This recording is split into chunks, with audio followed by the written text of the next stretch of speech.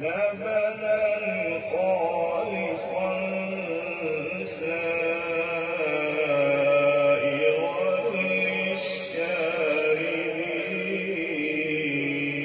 للشاربين ومن ثمرات النخيل والأعناب تتخذون منه سكرا ورزقا حسنا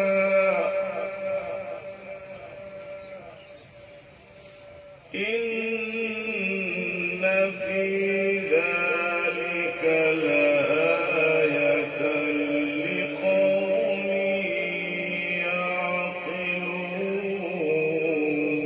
يعقلون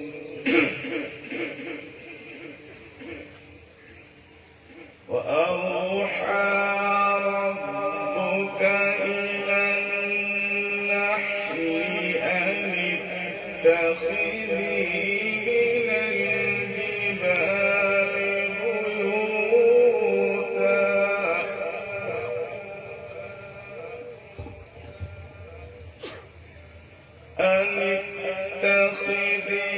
من الجبال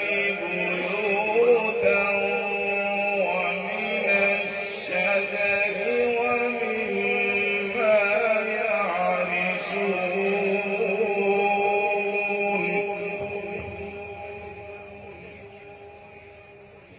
ثم كلي من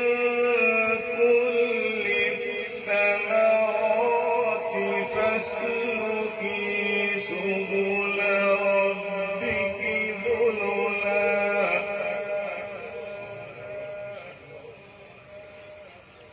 يخرج من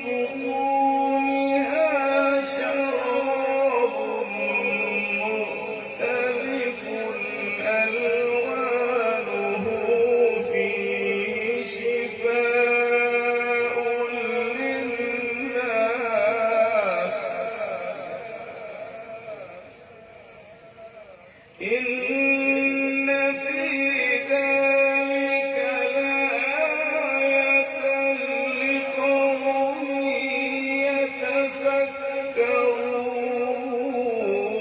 يتفكرون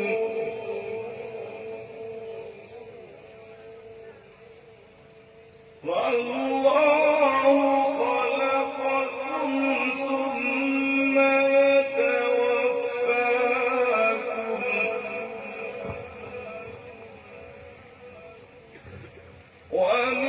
ومنكم من يرد إلى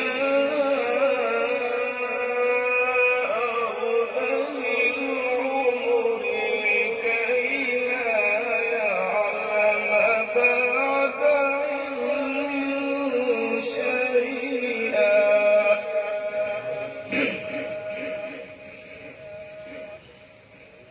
إن الله عليم قدير والله خلقكم ثم يتوفاكم ومنكم من يرد إلى أرذل العمر